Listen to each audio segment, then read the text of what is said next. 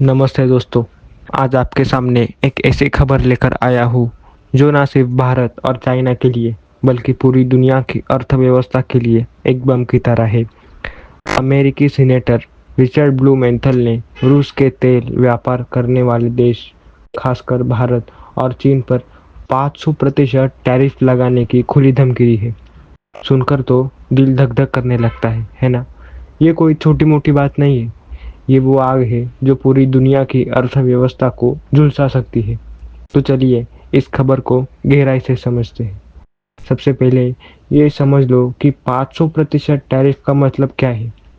मान लो अगर कोई सामान 100 रुपए का है तो इस टैरिफ के बाद उसकी कीमत 600 रुपए हो जाएगी। यानी हर चीज जो भारत और चीन अमेरिका को बेचता है उसकी कीमत आसमान छूने वाली है। ये धमकी इसलिए दी गई है क्योंकि अमेरिका चाहता है कि भारत और चीन रशिया से तेल खरीदना बंद करे। अब ये तो हम सब जानते हैं कि रशिया से भारत को सस्ता तेल मिलता है और ये तेल हमारी अर्थव्यवस्था की रीढ़ है। पिछले कुछ सालों में भारत ने रशिया से तेल आयात को 40% तक बढ़ाया है क्योंकि ये सस्ता है और हमारी ऊर्जा ज़रूरतों को पूरा करता है। लेकिन अब अमेरिका कह रहा है रशिया से तेल लिया तो हमारा बाजार में तुम्हारा माल बेचना भूल जाओ।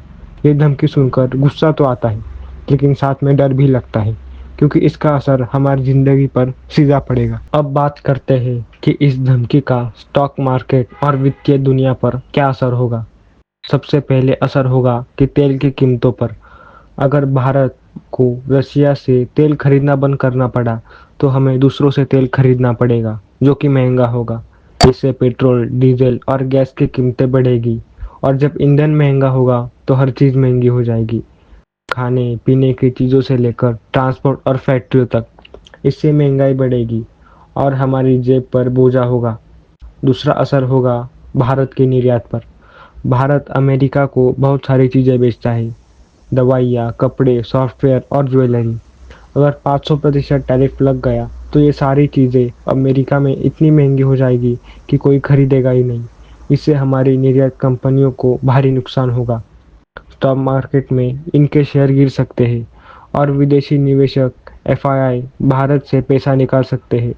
हाल ही में विदेशी निवेशकों ने 1500 करोड़ रुपए के शेयर बेचे और अगर ये टैरिफ लागू हुआ तो ये बिकवाली और बढ़ सकती है। तीसरी बात करें तो ये टैरिफ भारत और चीन को रशिया से दूर करने की कोशिश है। लेकिन क्या ये इतना आसान है? चाइना तो पहले ही कह चुका है कि वो अमेरिका के दबाव में नहीं आएगा। भारत भी अपनी नीतियों को अपने हित में बनाता है, न कि किसी के दबाव में। लेकिन अगर भारत रशिया से तेल लेना कम करता है तो हमें सऊदी अरब या अमेरिका से तेल खरीदना होगा जो कि महंगा होगा। इससे हमारी अर्थव्यवस्था पर बोझ बढ़ेगा और रुपए की कीमत भी कम हो सकती है। अगर रुपया कमज़ोर हुआ तो स्टॉक मार्केट में गिरावट आएगी क्योंकि विदेशी निवेशक कमज़ोर मुद्रा वाले देश में पैसा लगाने से डरते हैं। अब कुछ और असर की बात करते हैं। इस तारीफ की धमकी से ग्लोबल मार्केट में भी हलचल मच गई है। हाल ही में जब ट्रम्प ने टैरिफ की बात की थी तो S&P 500 इंडेक्स में 4.8% की गिरावट आई थी। नैस्डैक में 6% की गिरावट आई थी। भारत का सेंसेक्स भी 500 अंक गिर गया था और निफ्टी 23,200 से नीचे चला गया था। ये सब इसीलिए हुआ क्योंकि निवेशक डर गए कि टैरिफ से ग्लोबल व्यापार और अर्थव्यवस्था को नुकसान होगा। लेकिन दोस्तों, हर काले बादल में एक चांदी की किरण होती है। कुछ विशेषज्ञों का मानना है कि भारत को इस संकट से भी फायदा हो सकता है।